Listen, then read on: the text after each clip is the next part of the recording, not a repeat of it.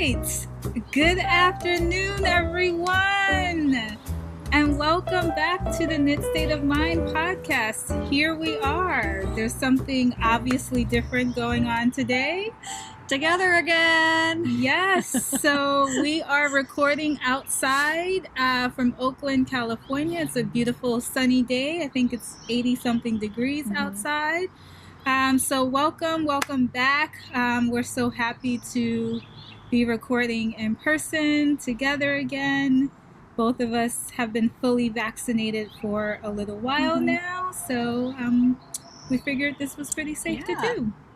Yeah, and it's so exciting. I realized actually on my way over here, I'm wearing my Mount Pleasant by Pippin Pin. Yes. And it was not intentional, but this is actually the shirt I was wearing the last time we recorded together in person.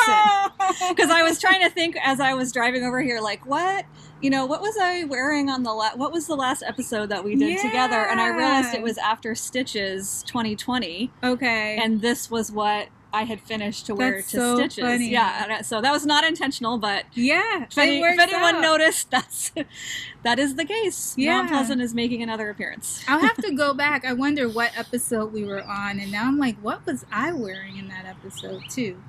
So cool. I don't know if we mentioned, this is episode 26. Today we have a couple of whips. I think, Heather, you have an FO, but it's not here with you.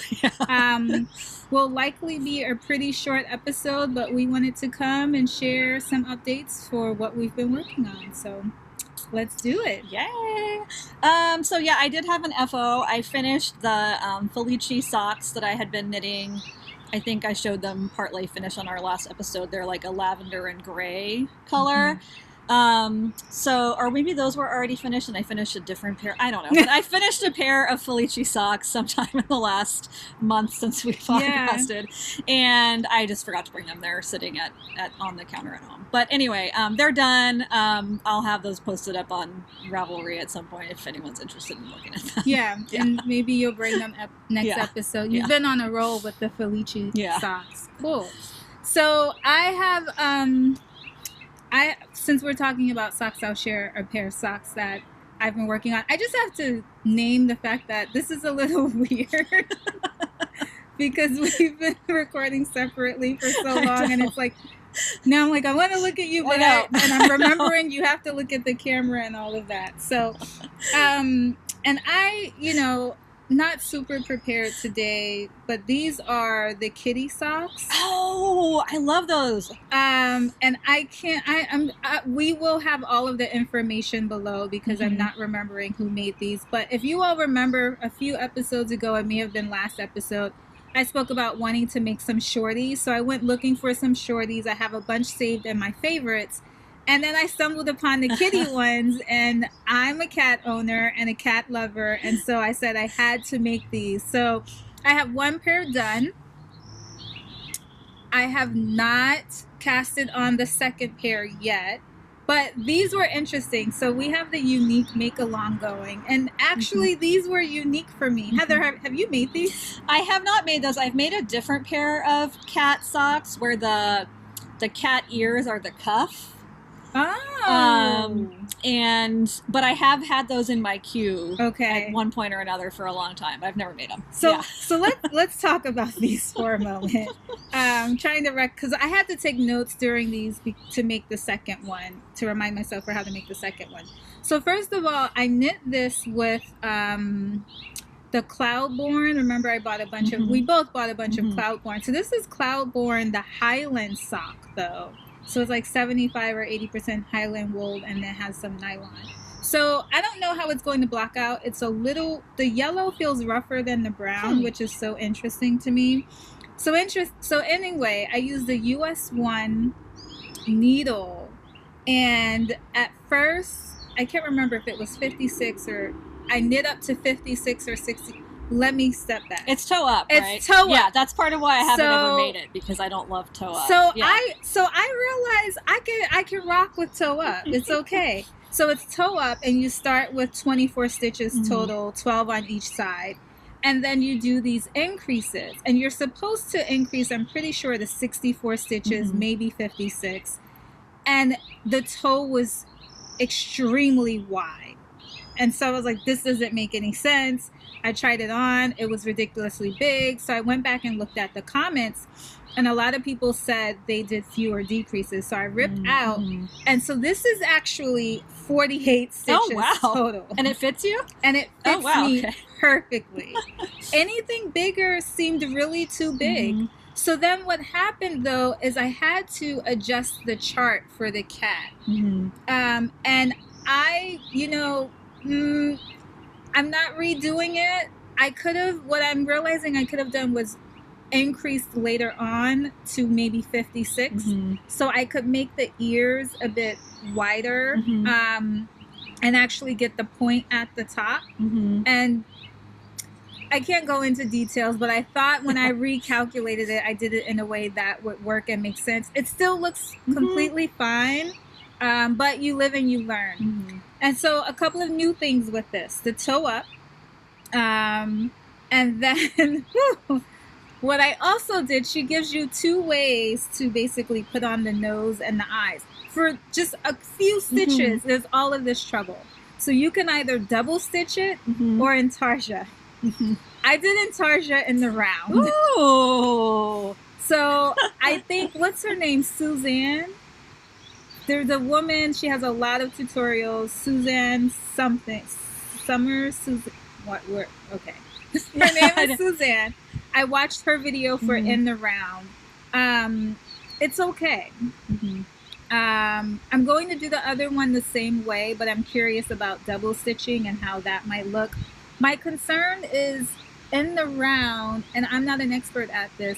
We'll link the video below. But you do something where you're like doing yarn overs to keep it going so you can go back in the other direction. And so right now it looks kind of ugly. It's not smooth on my sides. We'll see what happens when I block it. And then there are a lot of ends. So just a lot of trouble for making a little nose and just, a lot of trouble to go through. But I love it. The designer does it where one pair, they're reversed. But I'm going to do both the same because I think it's more realistic for me to have the brown popping up out of my shoes. But there's enough yarn to make 2 pairs as well. So I might do that as well. So yeah. Oh, the other thing unique to me. This is a different heel. It's a short row heel, huh? Yeah.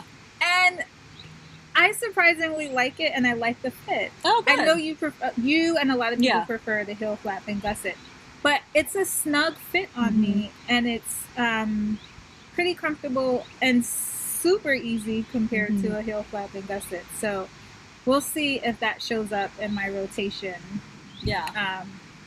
Again. So yeah, that is the kitty something sock.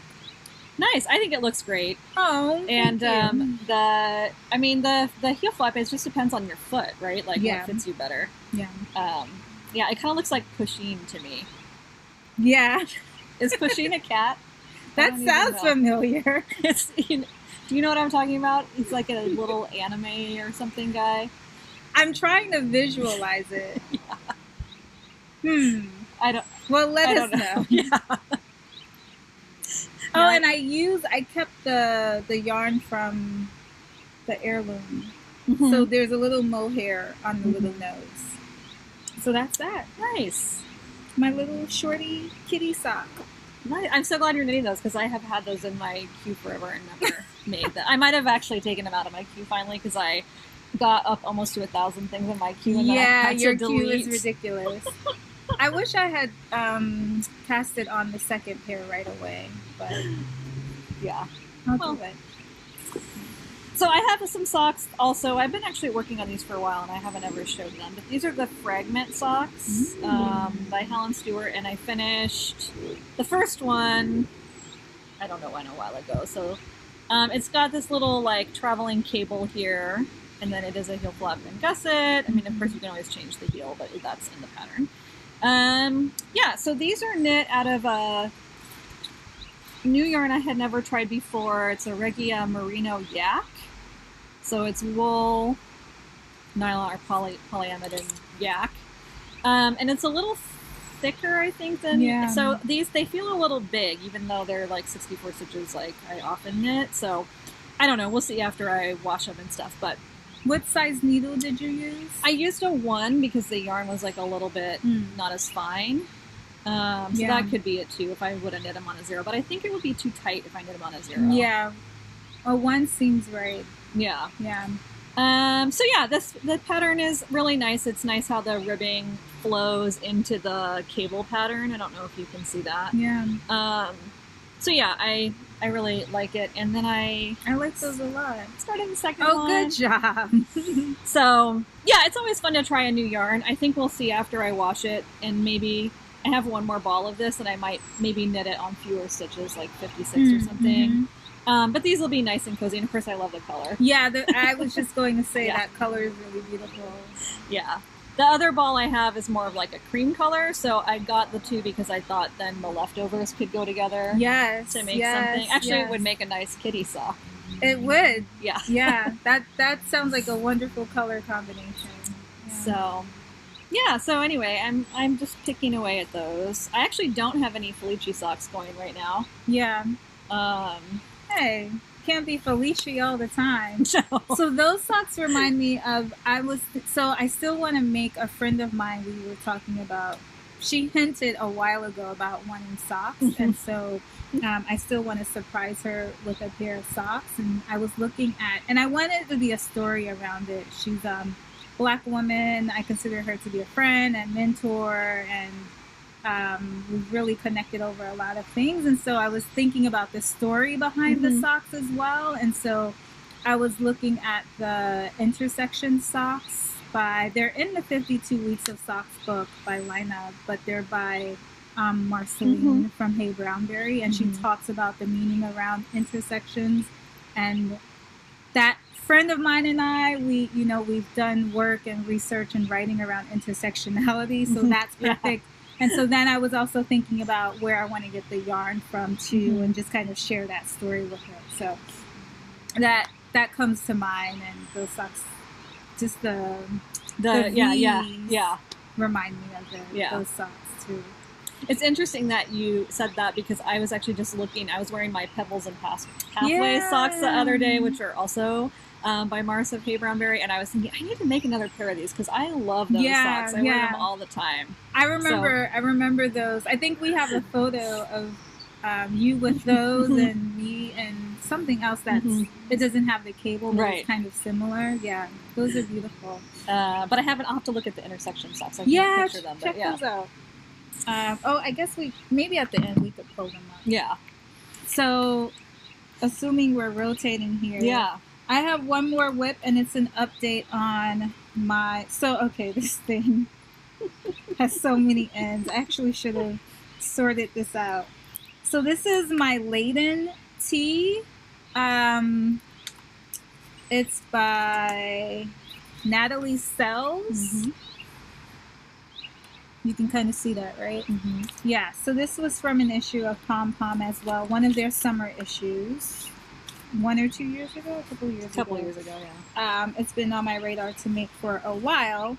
And so I'm making it using a new yarn to me.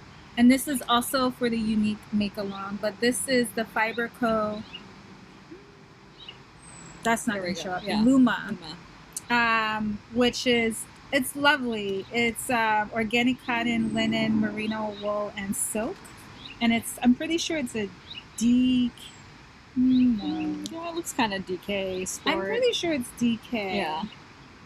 It's not. Yeah, it's the DK. So DK. And I'm using the basil color. And I have a little bit of this left. I don't remember the name of this color. It's like a cream. But hopefully I have enough of it. So let me just show you where I am, and then I can talk a little bit about the unique construction of it and how various steps of the way I'm like, is this going to work? Is this going to work? Just trust the pattern. Just trust the pattern. It's almost done. So I'm realizing. Yeah, that's a good point. Yeah. It's quite close to done. So let me see. And I can feel the yarn now, which I couldn't do last time I recorded. Oh, you're about to use a stitch. Okay. Okay. Oh yeah, and I just remembered I have this. We're not in enough sun right now, but I have this beautiful stitch marker by Whitney Marie Anderson. With the sunlight, the Afro puffs turns colors. So. Oh, they turn different colors? Yeah, she has different colors. I think they got a purpley one because that one stood out to me the most. Anyway, all right. So on to the construction of this. Without giving too much away, did you save my stitches? I did save your stitches, but I think we just need to be careful here. You're going to hold the needle so it doesn't fall out. Okay. I think you're good. Okay. So you knit this front pattern, this front panel. I'm not going to do this step by step because I don't know if I'm going to remember. But you knit the front panel, and then you pick up stitches on the side, and you knit these rows to get the stripes. And then you do some increases to knit, and then you knit the back separately, and then you end up knitting the this is not going to help. And then oh, actually I can kind of show you here. So you see how these are two separate right now? What's going to happen is after I do the increases on the back, you cast on a couple of new stitches, not giving it away, and then you keep knitting or purling, whichever side you're on, to connect the front and the back. And then you're going back and forth. You're going back and forth, so you have like 200 some stitches, like close to 300 some stitches on the needles, going back and forth. And then you seam. So you do a 3 needle bind off to seam the sides together. And then you have the sleeve, the number of sleeve stitches remaining to finish off the sleeves. Got it. Okay, that does make sense. Yeah. So right now I'm finishing I'm finishing the back. I have some increases on the back for up here, and then I'm going to join it with the front, and I have to knit that to a couple of a few inches, like an inch or so, and then I'll do the sleeves and I'll be done. And so what you see is that the knit stitches, the stockinette, they're going sideways. Exactly, they're going sideways. So what's interesting here is I was like, it's not, you don't just knit until the front and back is even. You knit until where you, oh, the other thing is there was a provisional cast on where I have this stitch marker. So you undo the provisional cast on and put those stitches back on the needles, and then you're knitting from the point where the stitch marker is to the point where it's even with the front. Okay. Yeah. Not that you all need to fully understand that process. By the pattern. By the pattern. You don't need to fully understand that process. So yeah, it's unique make along, and if I open this up, you see the many stitches that will be waiting for me. Directions, that will be waiting for me to weave in. Yeah. So that's my Leiden.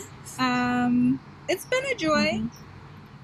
Not, I know some people, and, initially it was kind of like, what's happening here? But if you literally just follow the pattern, it will work out. Yeah. So. And it's interesting, right? I'm sure that it keeps your interest, or it's like problem solving to figure out how to, so, yeah. Hopefully I'll have a... Maybe you'll be wearing it next time. Exactly. Yeah. It's the weather for it now. Yeah. So. I know. I've been definitely thinking about making more summer tops. When we were texting about this yesterday, I was like, I should have finished my Pentuck t-shirt. So for next time. Yes, we'll both have a summer top for next time done. All right. Well, let me show the progress on twigs. Yes. I was really hoping to bind off the body, but I didn't quite make it. I'm almost there, but the ribbing is killing me. It takes forever. So let me just get organized. I don't want to lose any of these stitches. It is so beautiful. So here it is. This is the front. Gorgeous. So yeah, you can't really see the differentiation here with the light, but it is this like smoky pink purple color, and then there's like a peach and a white for the color work. Maybe if I hold it closer, let's see. But yeah, I'm very happy with it. I think it looks great. I'm on the ribbing. There's like 30 rows of ribbing at the bottom, so I'm like halfway through that, and it's like I think it's exactly 400 stitches or 396 or something. So each row takes a while. So I do a couple rows every night, and then get tired of it. So I'm really curious how this is going to block out. So this is fingering weight yarn. This is all superwash fingering weight yarn.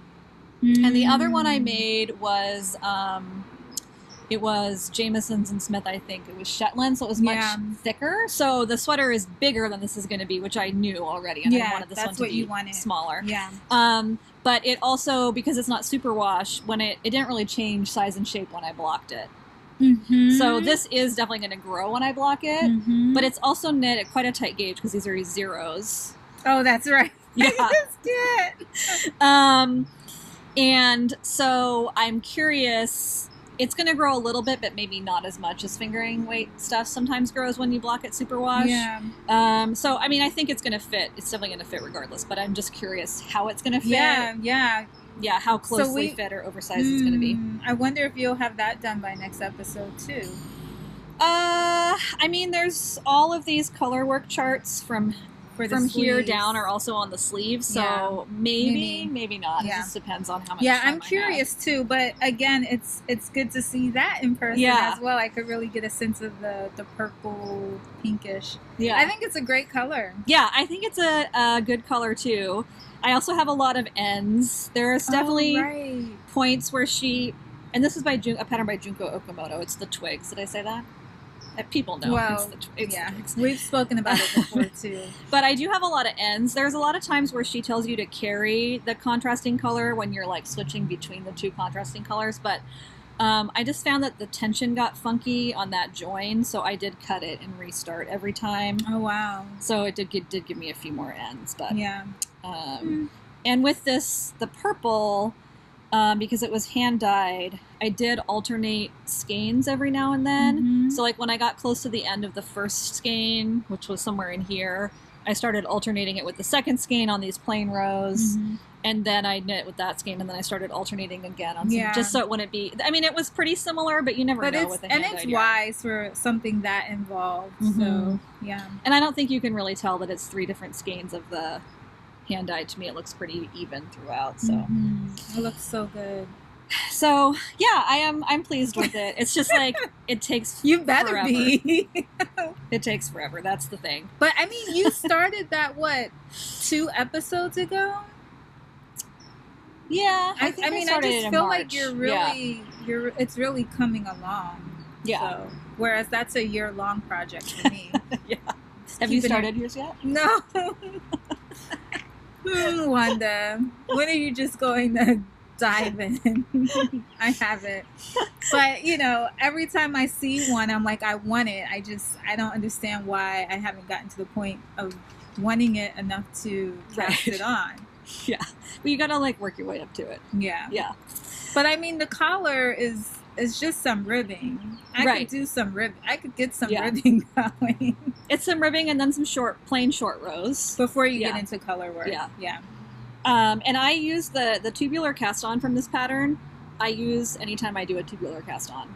For me, it's like the best looking tubular cast on directions. The tubular cast on directions that give you the best looking tubular cast on that I've ever seen. So, cool. Yeah. So nice. I'll show my other whip because so if you've been watching for a while, you know that I went on a whole anti-purple rant and then proceeded to knit a shawl that had purple.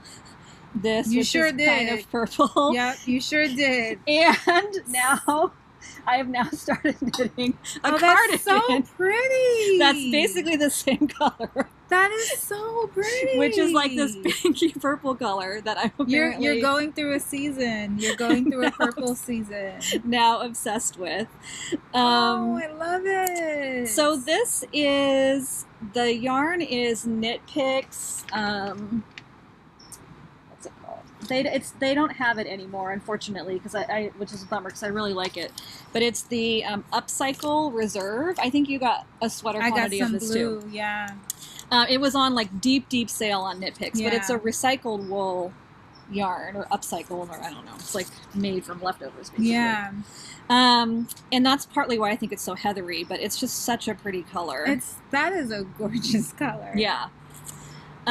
So this is the Morgan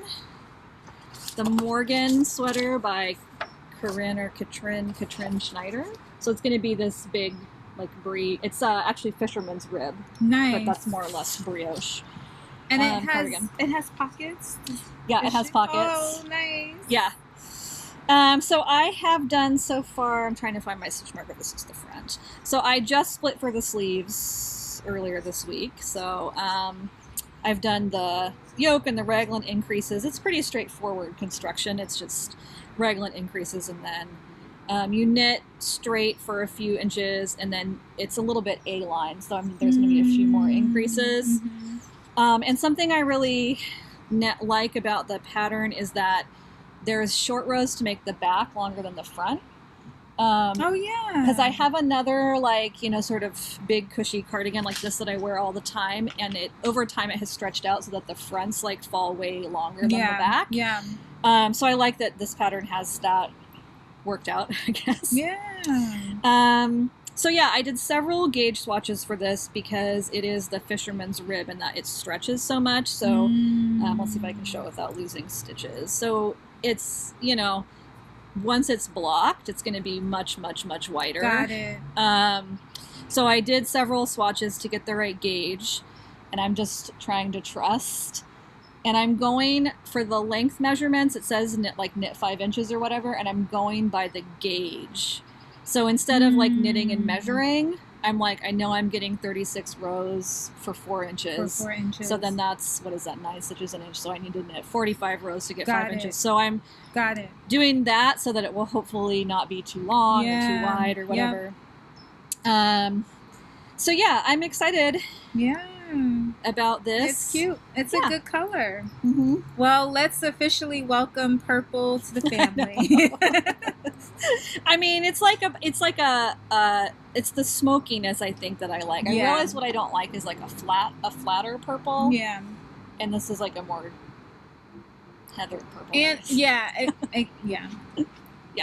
More heathered, warmer undertones. Yeah, maybe that's it too. It's a lot of purples have a more cool undertone, and that doesn't look as good on me. So anyway, so we'll see. I will say that so I knit that plover cardigan, which was a half brioche stitch, and it was like a more we're almost out of batteries. I'll talk faster.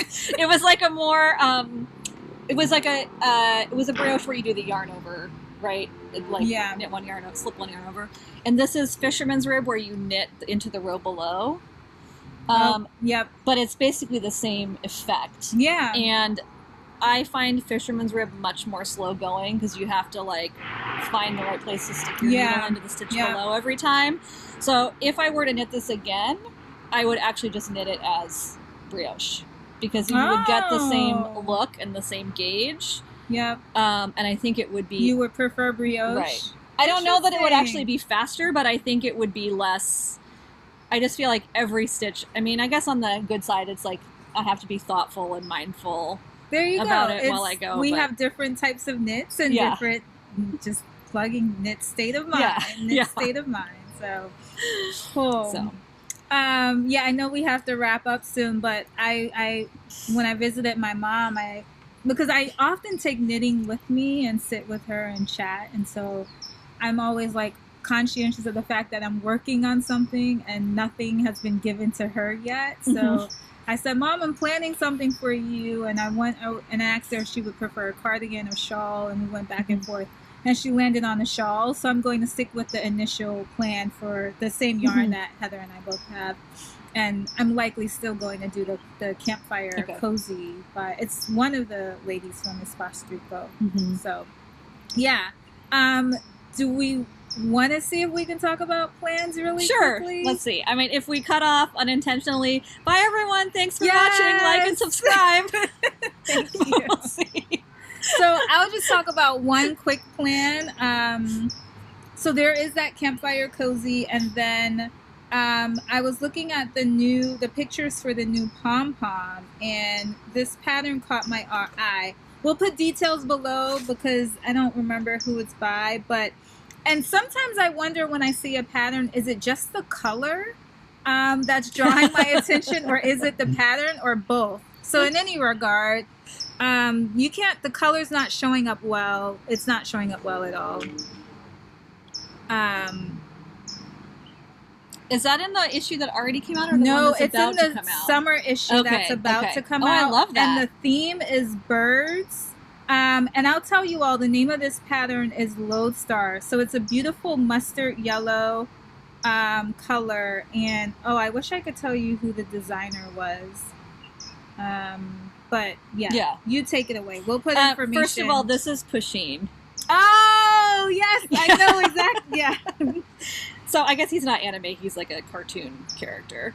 There is a semblance there. So I just recently, this afternoon, happened across the Flutter butt shirt by Jessie May. Oh yeah. And I think it goes with the shorts pattern of the same name. Yep. So I have that peplum top that I made last year that I really love, and this is also that. I think I would make it without the Flutter sleeves because I don't think that looks as good on me, but I would make it with the flutter around the waist. So yeah, both really good. That's a good one. Mm-hmm. Yeah. So yeah, we'll leave links, and then maybe next episode when we're not rushing, we'll have some better pictures to show. But what was the name of the socks? It's called Intersections. Let me see if I can the Intersection socks. Yeah. And I was trying to see if I could get a better picture and the details from that order, from that. Oh, I see. Yes, I have seen these. Did I show them? We didn't show them. I think you. Well, maybe you showed them to me. I don't know if we. Well, let's show it to them. So these are the Intersection socks by Marceline Smith. So they have that. Yes, that same like kind of up and down cable, but it's actually more. It looks like the cable is a little bit more involved, or more stitches maybe in the cable. In the socks that I'm knitting. So yeah, those are great. I might have to make those. All right. Well, before we run out of batteries, yeah. It was so fun to be together again in the same room. Well, we're not in a room. We're outside. Designer's name. Anyway, yeah. What's the designer's name? I don't know how to pronounce that. Kirsten Robetta, maybe. Yeah. We'll link it. We'll link it below. Of course. Okay. So, anyways, it was great to be together on the same bench recording. Yes, indeed. And we'll be back in a few weeks. There you go. All right. Bye, everyone. Bye, everyone.